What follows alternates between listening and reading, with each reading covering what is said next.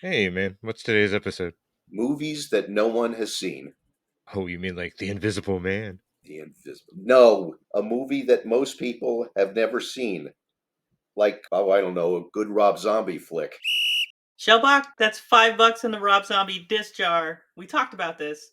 Fine. Uh-huh. You're next, Patterson. Hmm.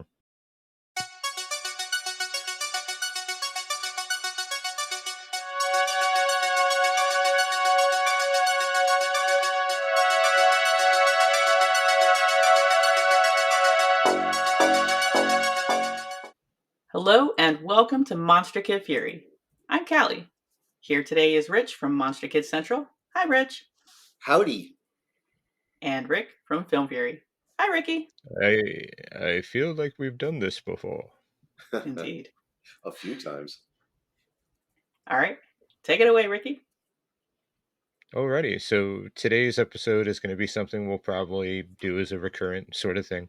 And today we're going to be talking about horror films that have been little seen or maybe even unheard of. And I have a Ooh. couple. I don't know how many Rich has picked out, and I don't know if Miss Moderator has found any to speak of. But I'll go ahead and start it Well, I with a picked out movie. five. Sorry. I picked out Five. five. Oh, Why? see, now I pick out five, and then it turns into Jesus, Rick. You pick out five, and it's like done. I picked out five. Yeah, I understand that, but I can get away with it. I'm old. You can only use that excuse so much. I told you. Yeah, I'll All let you right. know when So it starts failing. at that point, you know what? I think I'll let you start off then, since I have the little numbers. So I'm It's going going to to. be like a little movie called The Exorcist. What? No, this is a movie called The Monkey Talks. It's Hmm. 1927, and it was Jack Pierce makeup. And I am going to send Callie right this minute on air the picture because it's insanely cool. But I don't think you could see it from my phone. So Okay. And so of I don't course, we're talking about Jack Pierce of Planet of the Apes fame, correct? no Same Jack same makeup artist? Jack no Pierce who? Jack Pierce as in the Universal monsters. Oh, okay. Every one of them. Oh, wow. Really? Yeah, he did every one of them except I think Abbott and Costello Meet Frankenstein because it was a few years after, and I believe he had left the studio. But other than that, it was all him, and he's freaking brilliant. And when I saw the picture from the monkey's paw, I thought, okay, that just can't be makeup in 1927, but it actually is. It Couple looks of things really good. couple of things um, about the production of the Monkey Talks, is the fact that first of all, it's from an extremely faded print. There are literally some scenes where you can only basically see white with some shadows on it. The film was destroyed, but enough of it um, exists that that we can get it. Oh. Oh, wow. And it's a sensational movie about a a guy who um, makes himself up as a monkey and then goes to these sideshows and talks, and so people Oh. are freaked out. Here's this chimpanzee, which I believe that's what it is. Here's this chimpanzee, and he can talk. So we're going to put him in the show. We're going to have him read, like Hemingway or something like that. Um, Hemingway, really? And let's do Shakespeare instead. Anyhow, Okay. um, so and what happens is he is elevated now to the upper crust of society, and nobody realizes, of course, that it's a small man in that monkey suit. Oh, Um, wow. and it's just, I mean, it's sensational for the time, and it's sensational because up till maybe 10 years ago, this was a lost film that was never going to be found. And fortunately, somebody had a copy, and this was shot off the screen during one of the few times it's been shown. And Oh. it's just, it's remarkable that we have it. And it also, um, it bolsters my desire to I'm going to see London After Midnight in my time, because that's the big lost film. And yeah, I've listened over the years to people say that London After Midnight is, it's not as good as it looks, in stills. I don't care. I want to make that decision for myself. So Yep. the fact that they had no idea that Monkey Talks was around leads me to hope that someone will have a print of London After Midnight. But anyway, if you can get Monkey Talks, get it. I really recommend it. And who released this to DVD there? Is that DVD or Blu-ray? It's DVD, and I Is it don't gray think, market or yeah, yeah, it's completely gray market. Oh, gotcha. okay. Yeah, I forgot Could because this what? could this be the one gentleman at Spooky Empire? Did you get it from him? His name's escaping me right now. Hispanic No, gentleman. no, No. no. This was this was given to me when the rights issues were still a possibility. It actually came in a as a file in an unmarked envelope, and and I so technically I don't know who sent it to me, and then I made the cover for it and all that other stuff. Oh, wow. Hmm. Okay. So, Alrighty, hey, so what you do, guys, is you go ahead and you send Rich an envelope unmarked with a large amount of money, no less than a 50, and you will get a copy of the Monkey Talks. no, no less than You know, 50. I don't get Oh out my of bed for $50. you're not writing for it. You're just gonna make a copy. But what's wild is it sounds like the type of movie that would have been remade. Even, I could see a Yes. studio doing it as a comedy. I would prefer to see it because this isn't funny at all, right? This is Right. kind of straightforward. Yep. I would rather see that, but I could see a studio going, "Hey, let's put at the time in the '80s Howie Mandel in it, or now, Yeah. we'll put Adam Sandler in it, that type of thing." But it sounds fascinating. It really is. And of course, without giving any spoilers away, it also, besides that kind of trope that we were talking about before, um, but this one has one. The monkey falls in love with the most beautiful woman in the show, and Oh. she happens to be attached to like management kind of thing, and so that doesn't go too well. But that's an old.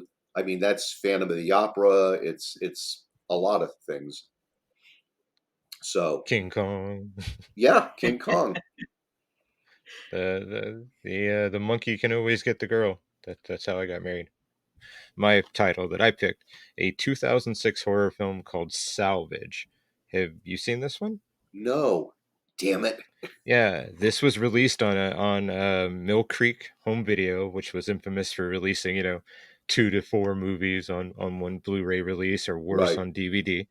And I remember seeing this way back on cable. This was when the internet was still new, and basically it's the same territory that Happy Death Day ultimately took, except I think it's a better film.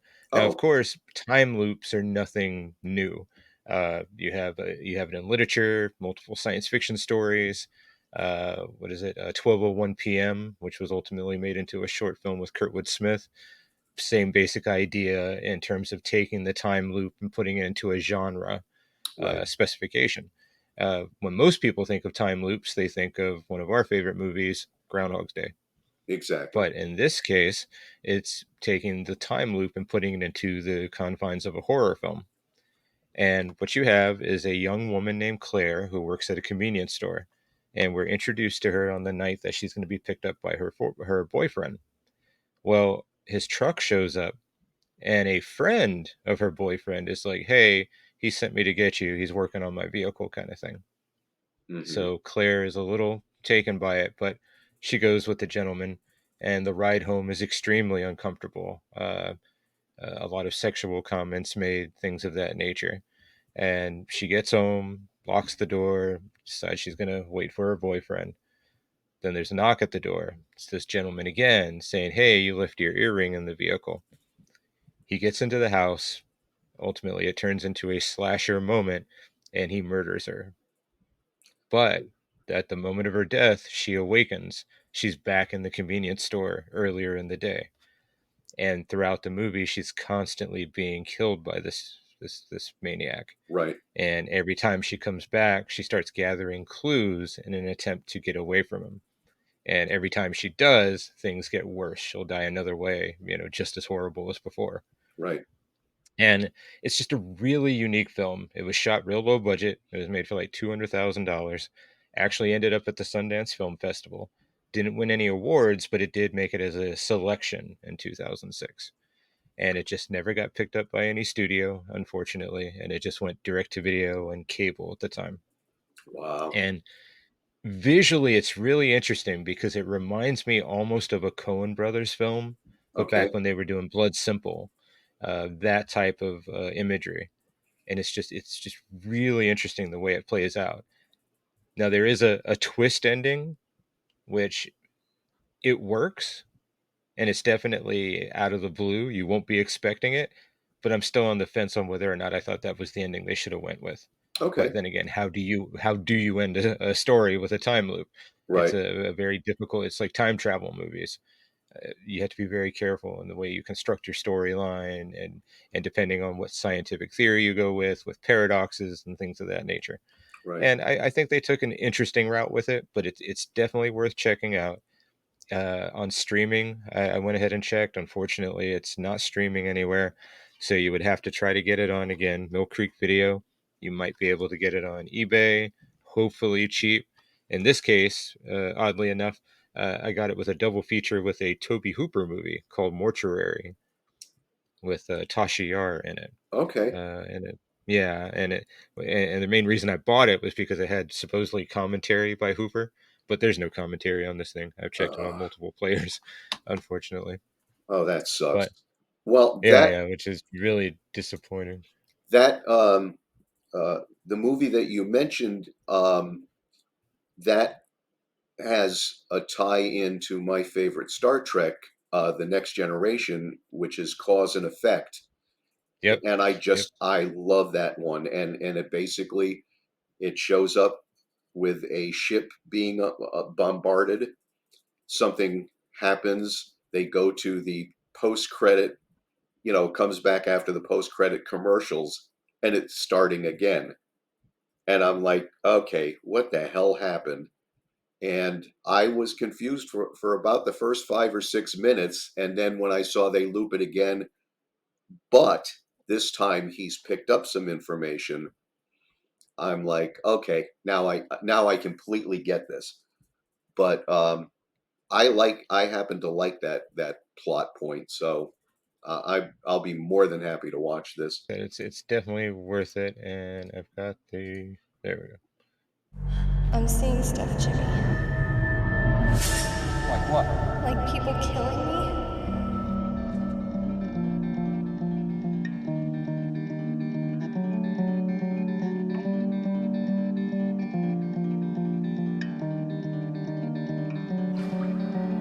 Take us down and all apart, cherry tree.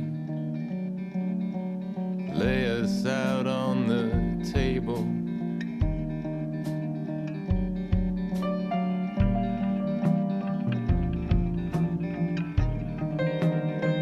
You're sharp, alright.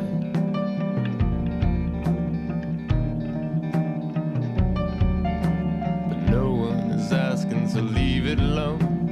Leave it alone. Can we?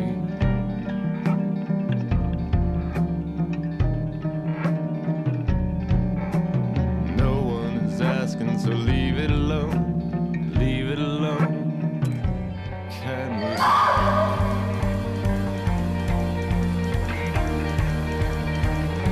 Can we?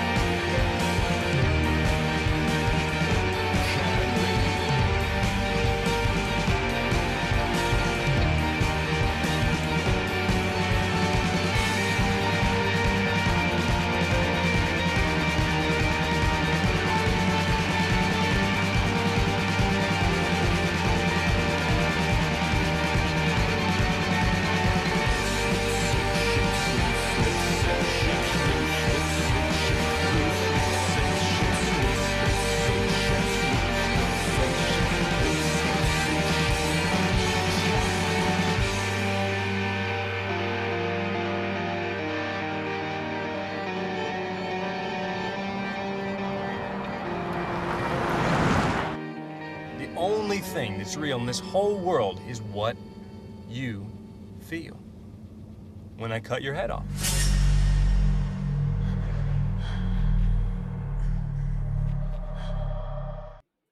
Wow. But yeah, like I said, it's really an impressive little movie, and I think you can spend 90 minutes and with much worse on Netflix. So I would definitely check it out.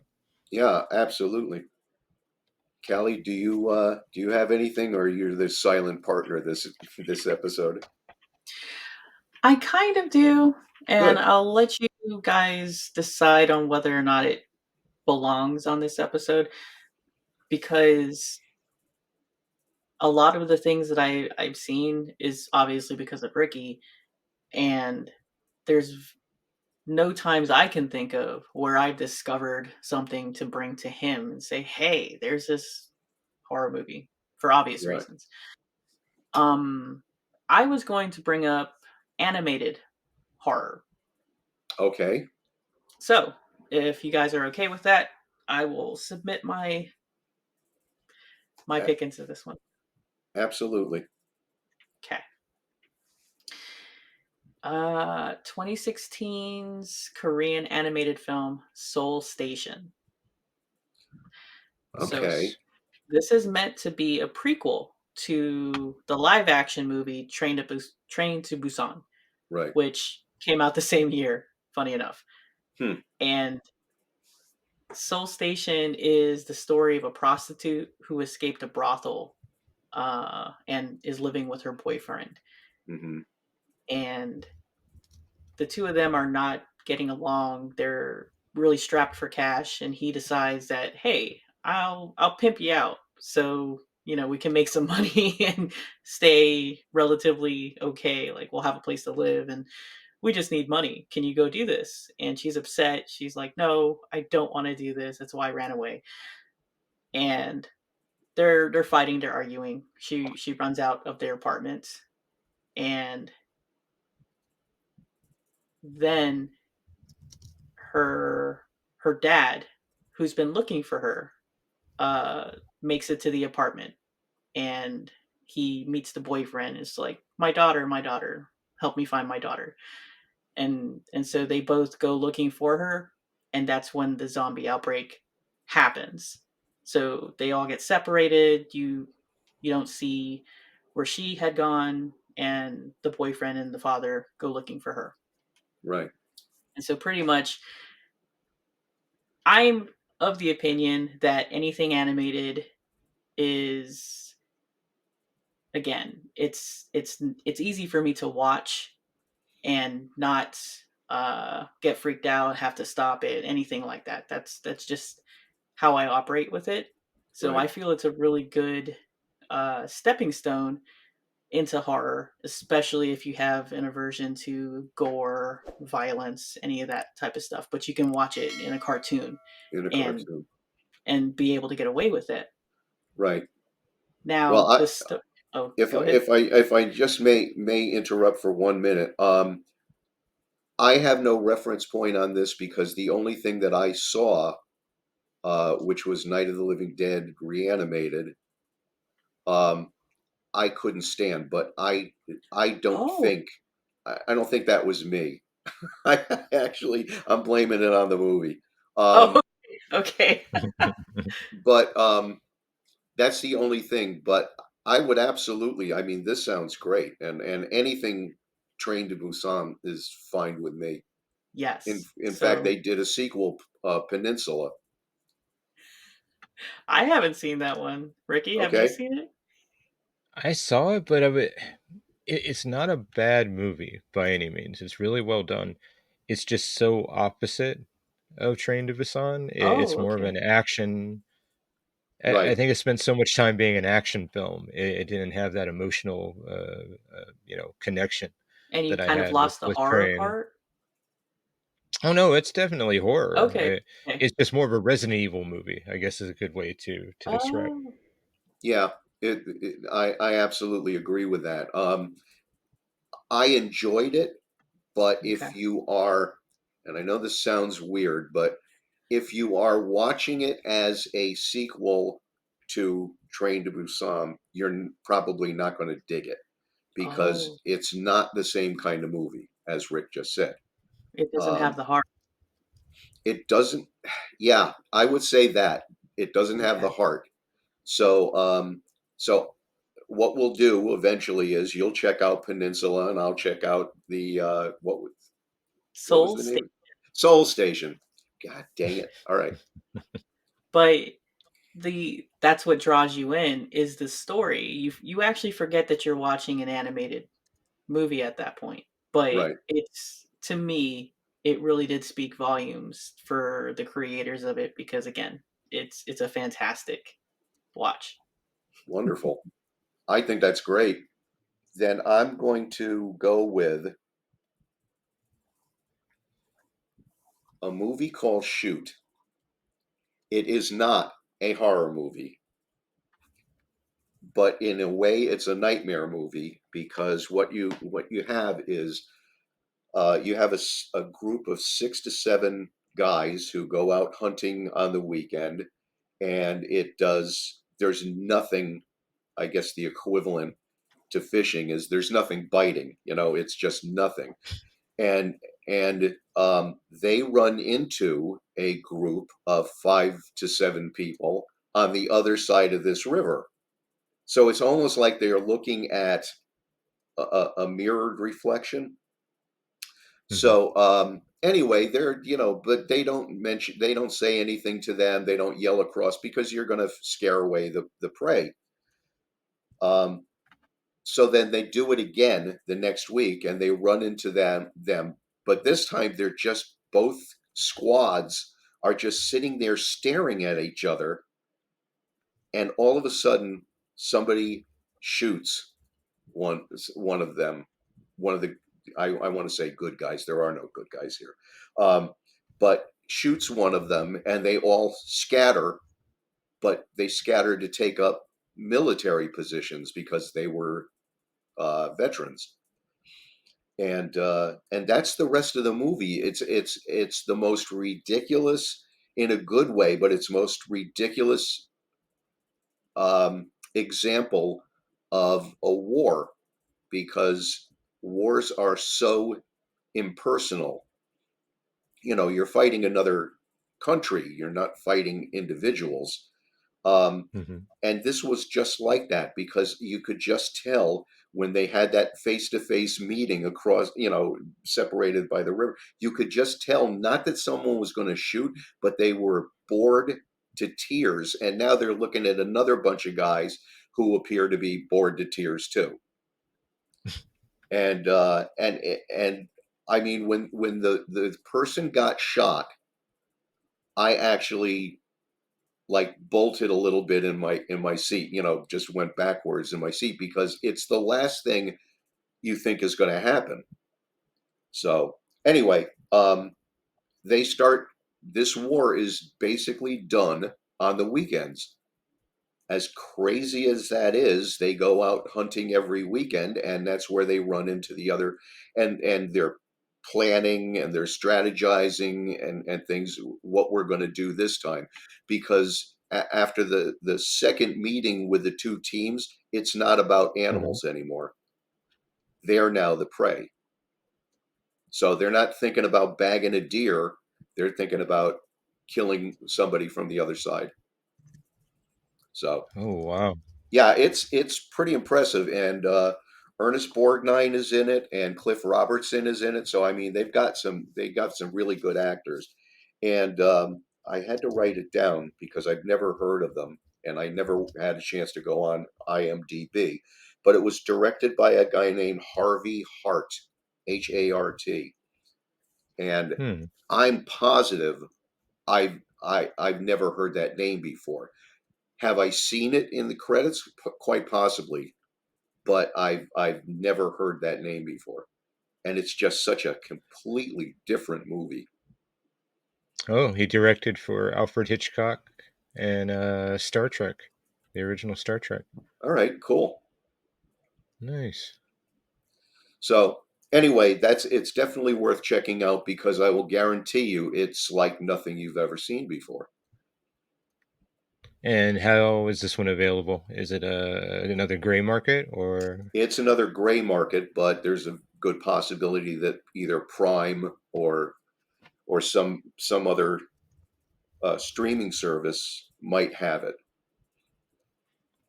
So Right. oh, but my God, it was just such a completely different movie, and you start wondering, is this about is this about the prey or is this about pulling the trigger? Because these guys, and I'll say again, there's no good or bad team. There's a fired first and fired second, but it's no white hats, no black hats, and it's the kind of thing where you realize that they've been itching for this since Vietnam. So, You said you claim that this is not a horror movie, but nope, those are some serious horror undertones. absolutely horrific. Um, Okay. but I think any war movie is. And not that I'm a big peacenik or anything else, but you look at the people in movies that war movies that I respect, like Apocalypse Now and like um, The Boys in Company C and Deer Hunter, especially Deer Hunter, which I think is a masterpiece. Um, you're you are seeing the horror side, the horrific side of what war does in each case. It changes you, and and I don't think it's ever for the better. I mean, I guess there are people out there who came back and said, "All right, I'm not going to do this or this. I'm going to." Let's say they were hooked on heroin in Vietnam. I'm going to get myself clean, and I am going to make a difference. Okay, then I'm wrong. But right now, I just think it affects people negatively, and I'm always leery about the person who has gone to war and comes back and says, it's nothing. I don't even have to think about it anymore. Now, when did you see this for the first time? Was No, it, on TV or yeah, it was one of those things that you and I have spoken about, Rick, where there was an overabundance of television shows. There were a ton of movies that now um, they're in the wind. They're just no place. So I Or have I have a question. yeah, Um, what is a movie like Deliverance considered? I think most are gonna refer to it as a thriller, but I don't know. To me, it's a horror film. yeah, Okay. it is, or a horrific. It's got the undertones to it, but Okay. yeah. So I'm not sure because again, we are fortunate enough to be in to all enjoy movies in the horror genre, Mhm. and but what you don't take into consideration is there's horror movies in anime, like you just said. There are there are dramas that have horrific elements to it. Um, there's horror comedies, which if done right are freaking great. I mean, Tucker and Dale versus Evil is one of my favorite movies. I just love it. Or Shaun of the Dead. Yep. You've got movies that they marry comedy and horror together very well. Okay. So I think we just have a really wide, um, uh, well, what would you call it? A really wide, um, Like to pick. category. Yeah, Yeah. it's one of those things. I think since we're doing this as a recurrent thing that we're going to bring back time and time again, I think we're going to be able to show people there's a lot of films that may not be labeled horror that again does have horrific elements. I remember Absolutely. watching a movie called Raggedy Man. Did you see that with Sissy I did. Spacek? It's I a did. film that is primarily a period piece. It's a drama until you get to that last, what, 20 minutes, and it turns into an invasion, home invasion Right. movie, essentially. Yep. And it's dark. It's a really dark movie and dark ending. If you take the final moments of looking for Mr. Goodbar, it turns into a horror Oh, film. and by the way, I don't know if that's on your list, but a ton of people saw it initially on the movie channel or the theaters, but now no one talks about it. It's just it's a movie Yeah. that's in the wind. So if you are, let's say, younger than if you any of you guys out there are younger than Rick, then there's a good possibility you haven't heard of this movie. So, it's just one of those deals. And especially, and if you're a fan of Richard Gere, you're going to see him in an entirely different light with that movie. Yeah. My next is going to be a little movie called Hide and Creep. Now, it's Wow. really funny because this movie, I did show my wife, but she has no memory of it. Hmm. And it came out right around the time of Shaun of the Dead. And the company even tried to market it as such because someone had reviewed the movie and said, and this is a bold statement, and it's not accurate as much as I love this movie, even better than Shaun of the Dead. It's like, well, no, let's not go crazy. Yeah. But this is a lovely low budget horror comedy by some guys, I believe in Georgia, Chuck Hartzell and Chance Shirley, which is a great name, Chance Shirley. Yeah. But they're a writing and directing team, and they started making short films together, and they ended up making this little low budget effort, which ultimately had a sequel called For a Few Zombies More. And the whole movie takes place in this small little town, and it's a trip. I'm gonna go ahead. I want you guys to see the trailer, and maybe when my wife sees it, maybe she'll be like, "Oh, okay, I do kind of remember it," but probably not. It is. It's just and the dialogue. Very rarely am I jealous of dialogue, and Right. especially in low budget movies.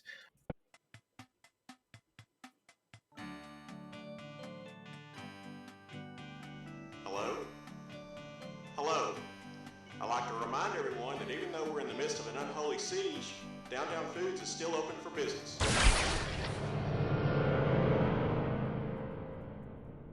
Are you still there? Did you say zombies? Well, I mean, I don't know if they're zombies in the traditional Haitian voodoo sense of the word, but I mean, they're bodies of the dead come back to life, craving human flesh. Department of Homeland Defense. Was dropped here as soon as we heard. Heard what? Zombies.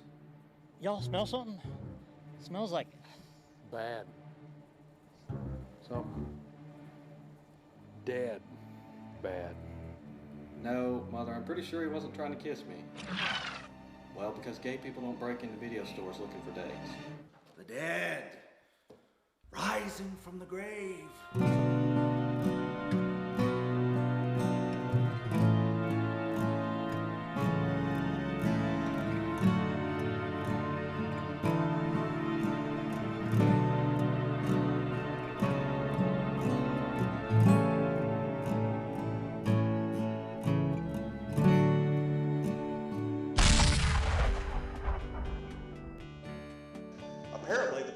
is currently clear of zombies. If anyone needs to make a run for their vehicles, one of our associates will be happy to escort you.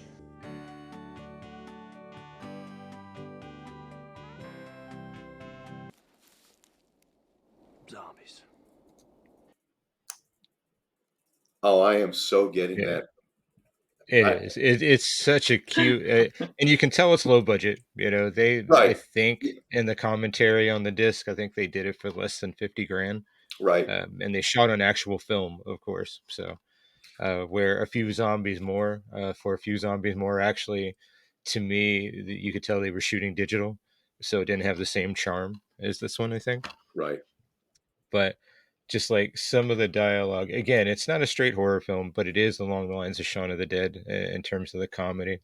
It's just a cool movie, and they have just such absurd characters. You meet a bunch of guys in a cabin who are kind of like doomsday preppers, so they're all ready for this type of thing, and it's a great little flick.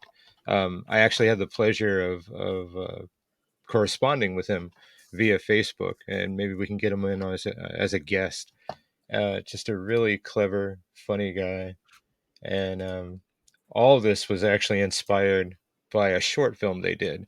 And what they would do for their friends for birthdays, they would make Yeah. them short little films as a present. Wow. And yeah, yeah. And the way they came up with Hide and Creep was that they had made a zombie birthday card for one of their friends.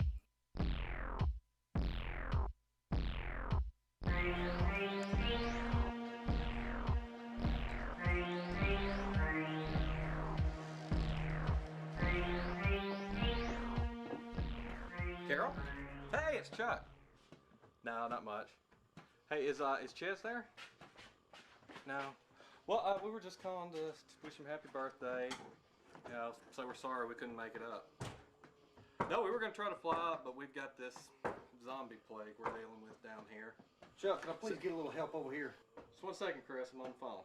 How about you get off the fucking phone and see if you can't get that garage door to shut all the way? Chris, I'm trying to talk to Ches, wish him a happy birthday. Oh, tell him I said happy birthday too. Chris said tell Ches happy birthday too. Listen, I gotta go try to get this door closed. Yeah, it's a zombie plague. Y'all hadn't had any problems up there? Huh. Well, I mean, I don't know if they're zombies in the traditional Haitian voodoo sense of the word, but, you know, they're decomposed bodies of the recently dead come back to life craving human flesh.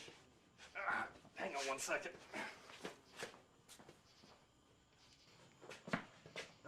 No, it's all right. I'm good.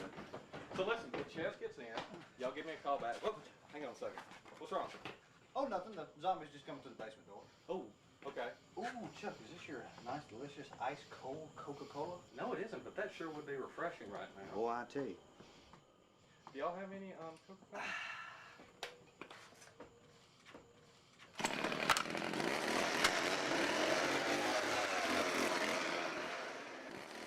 Look, Carol, I think I better go help Chris. So, oh, what? He's here. He's there. He's there now. Okay. Oh, you put him on the phone. Put him on the phone. Ches, hey, it's Chuck. Listen, I'm just calling. I was just calling. Chuck. I was just calling Chuck. to say what? I got bit by a motherfucking zombie. Ches, I was just calling to say happy birthday.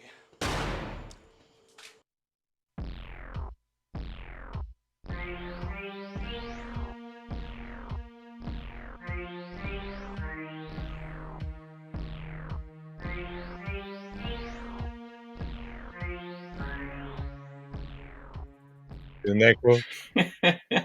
That's pretty cool.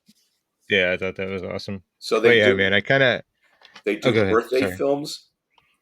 Yeah, they would do that for their friends and whatnot, and once they did that one, they were like, we could probably make this into a movie, and that's what they came up with. Wow. And they're one of those teams of filmmakers that they just kind of got lost in the shuffle right around the time that digital filmmaking came about and studio pictures became huge, and the little low budget movie market just shrunk.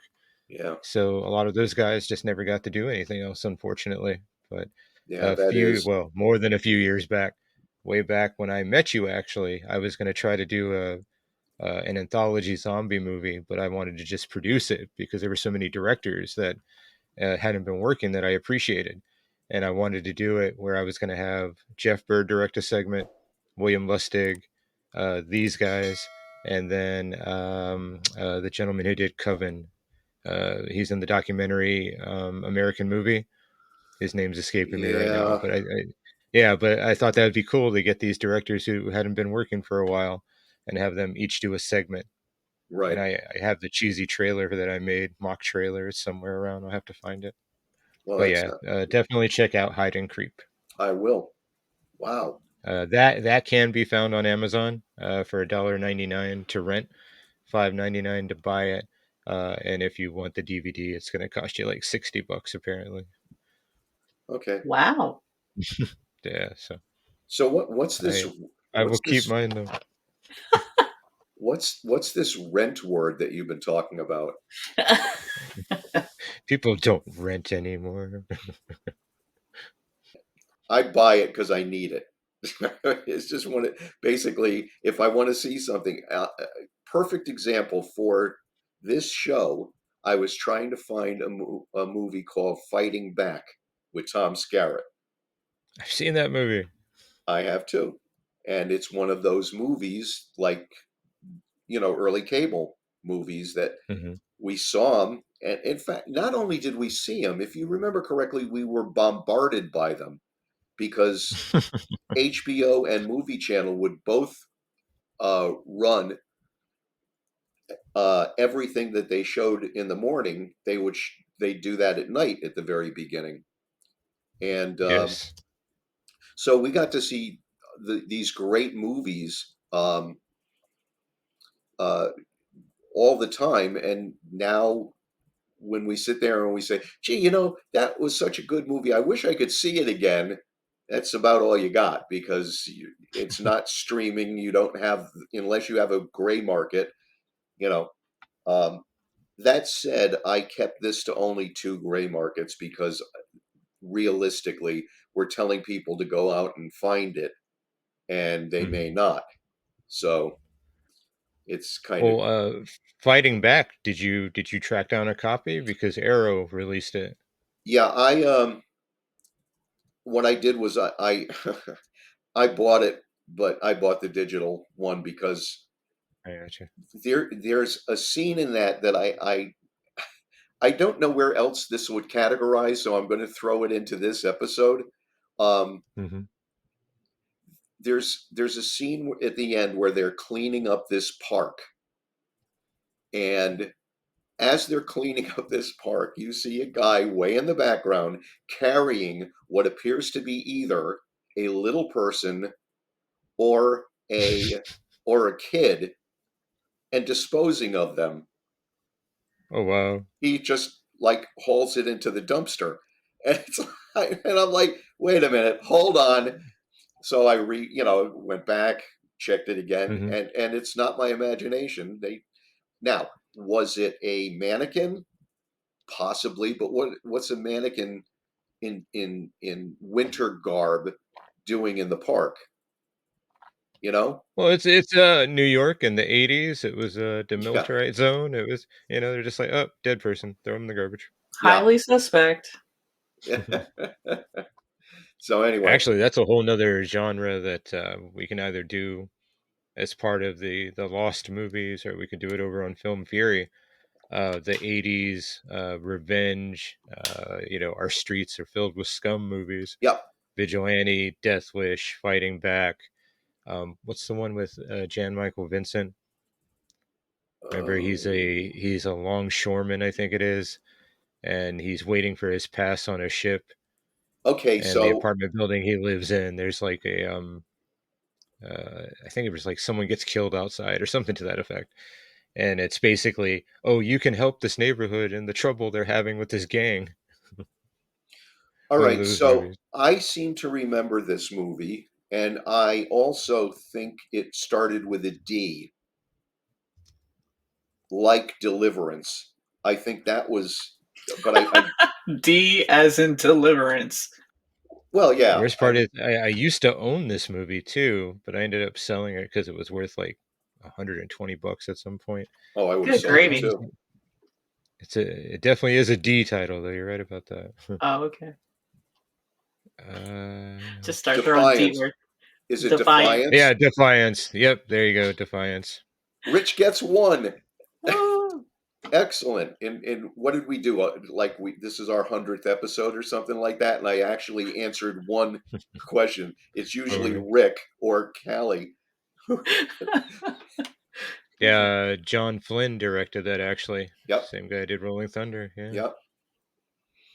So anyway, it's just Now, yes. speaking of those type of movies, Yes. right? Maybe you can come up with 2 answers ahead of me this time. There was a movie when my mom was taking me to the theater in Long Beach, that, the one screen theater that usually showed movies like Fort Apache, The Bronx, or Vigilante, stuff like that. The type of stuff that would be playing in 42nd Street in New York.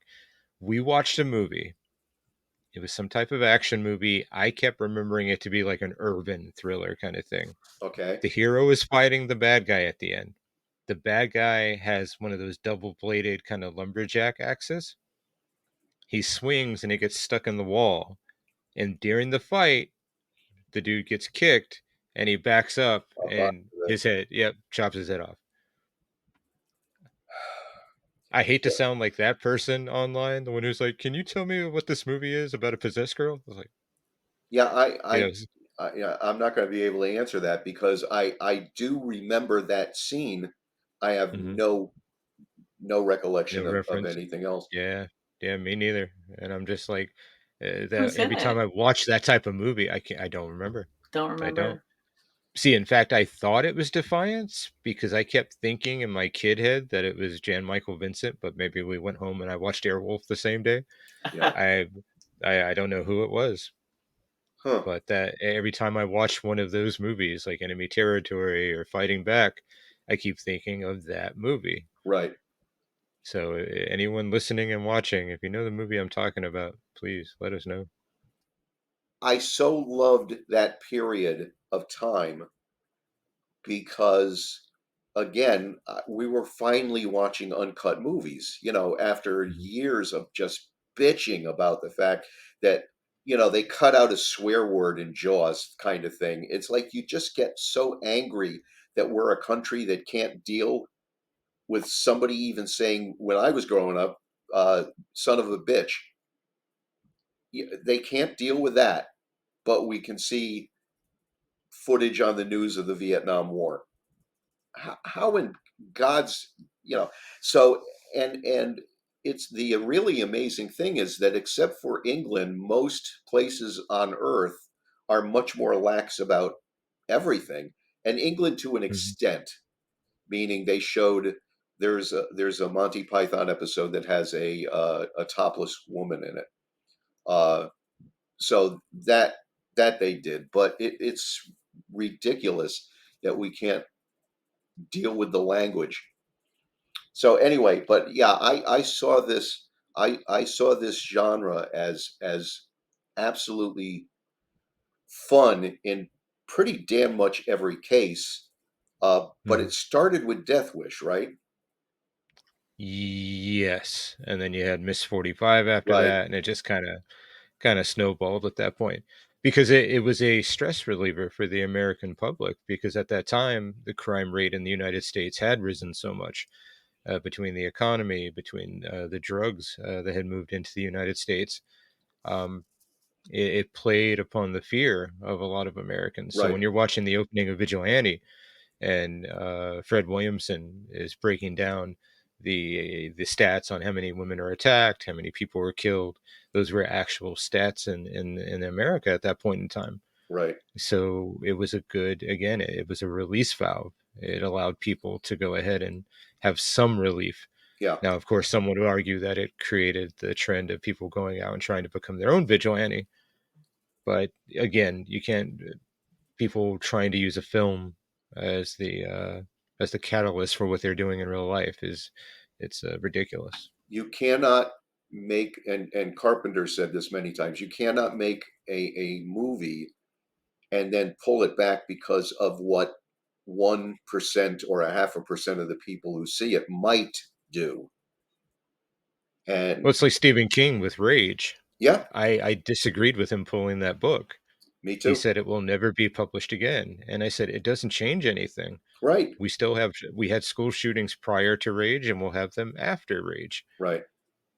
That's a whole nother problem that needs to be dealt with in another way, and to take away art I and to completely agree. somehow use it as a reason for someone going out and doing something horrible.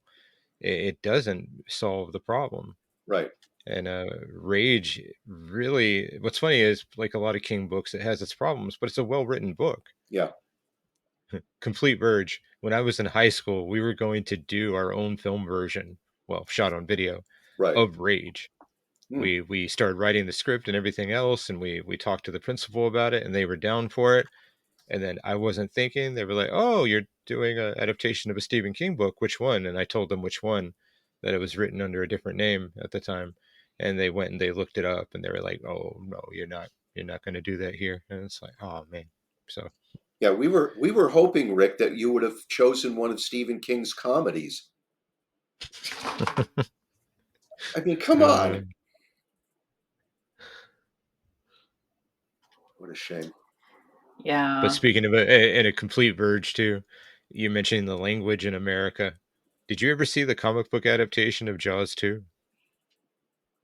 No. It was Marvel Comics, right? Yeah.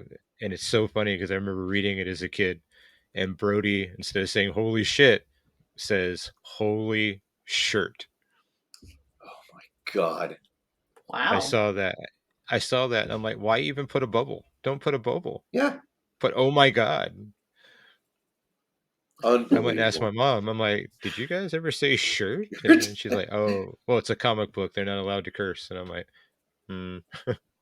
Yeah. Hey, Mom, back in the Dark Ages, did you use holy shirt? Because no parent's going to appreciate that. So.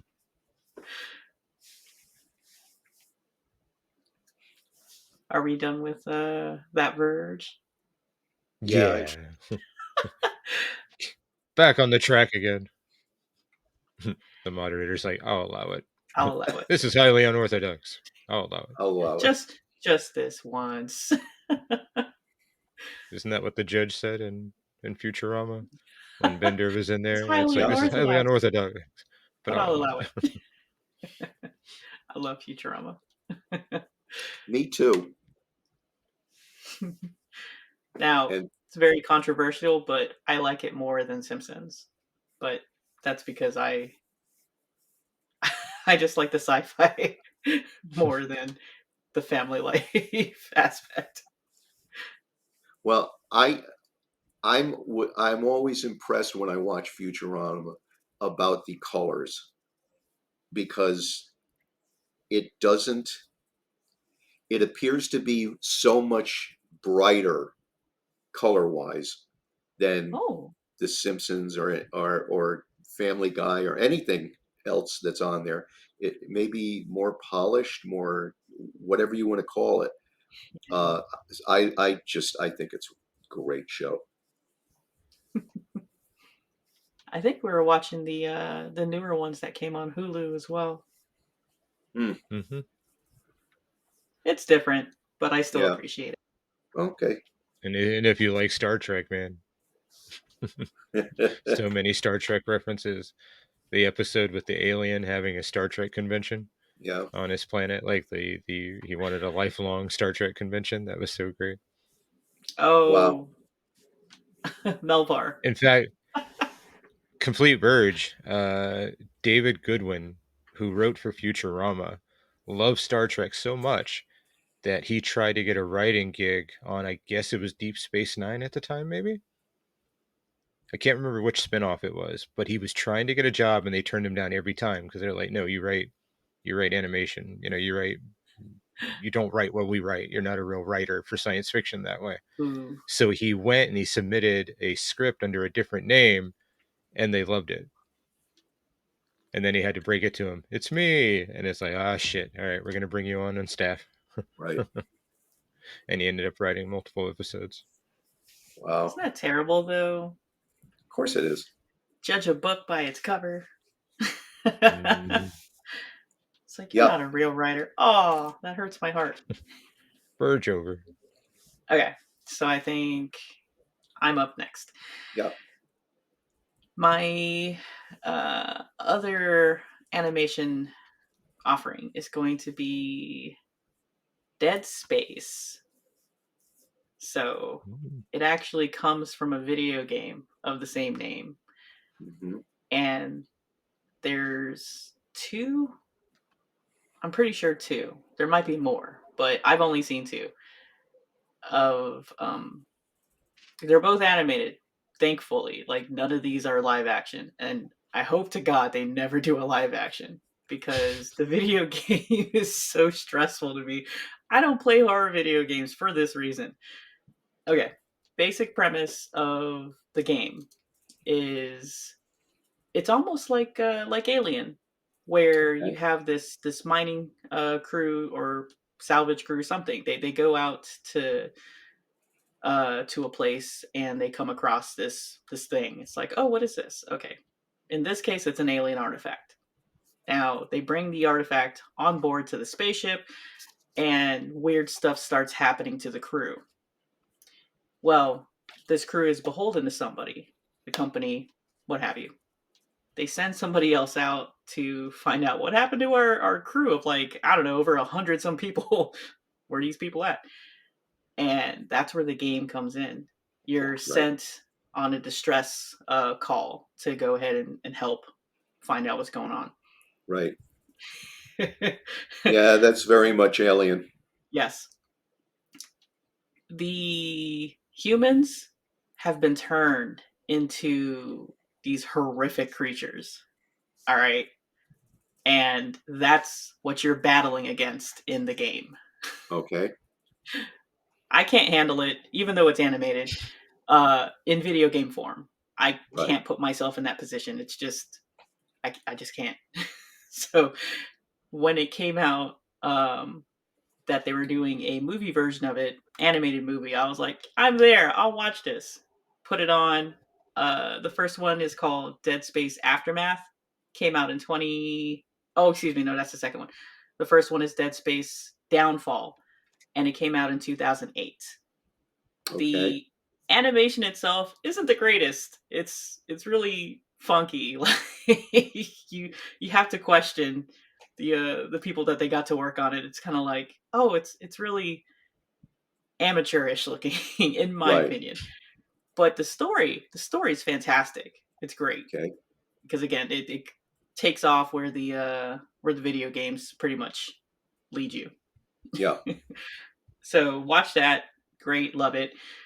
I watched the second one, and I actually have flipped emotions about it because the animation in the 2011 movie Dead Space Aftermath is great. I love the animation. Everything looks beautiful, polished, fantastic. But the story is not there. Like they botched it. Like why? Stuff doesn't make sense. Some things are just a little out there. It wasn't really as cohesive as the first one. So, I digress. I guess you got to give and take in this case. But highly, highly recommend them. Again, anything that they take from the video games and put it into the movies is wonderful, but just the premise itself is so scary to me that again, it just works. And I really do like watching these animated versions of horror stuff. Right. So yeah. Yeah, I guess good for you. They did attempt, well, they've announced twice a live action movie, and it's been canceled each time. Ooh. Once with John Carpenter and once with James Wan. I hope, like, what is it? Ghosts of Mars wasn't their attempt, because God bless that was horrific. No, Ghost of Mars was a retread of an idea for Escape from the Earth. A third Escape from movie is the rumor. Okay. Is that Carpenter wanted to take him off the planet, and yeah, he would end up on Mars or something like that. and they just retreaded it into Ghosts of Mars. All right. So bad. What did you guys think of the suggestions for each person? I'm fascinated by Shoot. Well, actually, both of his, but Shoot in particular. It reminds me of a movie that I saw with Ronnie Cox in it. Not Deliverance, but it was a Shooting Party. Is that what it was called? Shooting Party. Yeah, it may have been. It's ringing Yeah, a bell. and it's just I like the idea, and I know a lot of people are like, "Oh, yes, it's a movie about just a bunch of toxic masculine people."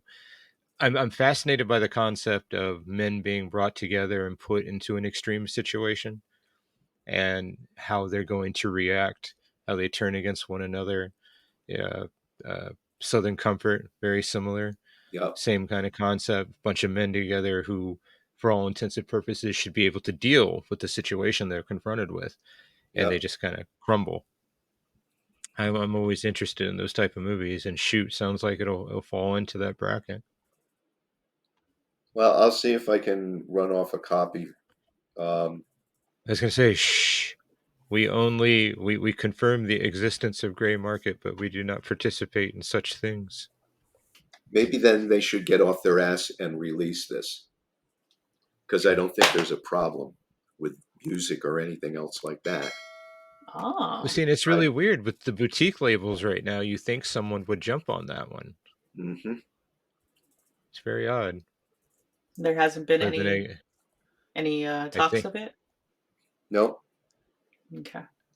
I think all And the companies are too busy re-releasing the same movies in 4K all over again. yeah, um, I am. I would trying to figure out whether I would put Rolling Thunder in that category as far as war movies. Oh, absolutely. I would put it in there. Yeah. Yeah, I know. And that was another movie. Go ahead. No, I was just gonna say I always love when I show a movie to Callie that really does hit with her. You know that she's like, "This is a really good movie," Yep. and showing her Rolling Thunder, she was like, "This is a really good movie." It was. I really liked the revenge aspect of it, Yep. but again, you feel for that guy. He's gone through so much, and then to have bastards do that to him Yep. here, of all places, like Yep. he's supposed to be safe here. William Absolutely. Devane, man, such a good freaking actor. He came Yes. on my radar as a kid because my mom would watch no, not Falcon Crest. What was this? Was it Knots Landing? Knots Landing. That was a spinoff, right? Knots Landing was a spinoff of another show, right? Um, yeah. Maybe. But Devane was on that show, and once again, he was one of those actors like a Tom Atkins, like Stephen Mock. I would just look at him. I'm like, this guy's fucking cool as shit. I And, know. and you know, he got the pretty girl, you know, and everything else. He was just such a great actor, and he's so amazing in Rolling Thunder. One of my favorite scenes is when he's asking the is it her fiance, his ex-wife's fiance, Yep. and he starts talking about how he was tortured, and he does the thing where he puts his arms behind his back and he tells the guy to tie him up, Yep. and he starts telling him lift higher, higher. Such a fucking just intense scene. I know. I'm just like, you know, but it's played so passively. Yeah. You know, it's just matter of fact the way he requests this done to him. It's just brilliant, man. That guy just such a fucking great actor. But yeah, the other thing is Cliff Robertson and Henry Silva and Ernest Borgnine. Right there, you should be able to put this out. Somebody should. Like Fighting Back, all those movies of that period, just film looks like film because obviously it was, but just things used to look so just amazing. You know, it okay, 4K releases. I'm so tired of boutique labels re-releasing the same movie again and again. You know, we don't need Yeah. Texas Chainsaw Massacre in 4K. That movie was not shot for 4K. We don't need it in 4K. Right. We don't need Basket Case. which was shot on like 16 millimeter. We don't need fucking basket case in 4K. Yeah. It is not going to add to that movie. It's only going to hurt it visually, I think. Oh. I like Yeah. basket case quite a bit, but it looks like it was shot on audio tape. I mean, it's But just that's why it's so great, though. That's why it looks amazing. That the way it is, just leave it alone. You have any last words, Rich? thoroughly enjoyed this episode. I hope that some of my picks weren't so vague that the people who haven't seen them won't see them. So, but anyway, I had a ball, and I will see you guys next week, maybe. Probably. Works for me. All right. We'll catch you next time. Bye. And do you have any last words, Ricky? Just for everyone to check out our picks, and I think you're going to enjoy them. And to remember what a Greek philosopher said about. Thanks, everybody. Thanks, everybody, for hanging out with us and listening to our takes on what you guys should watch. And we'll catch you guys on the next one. Bye.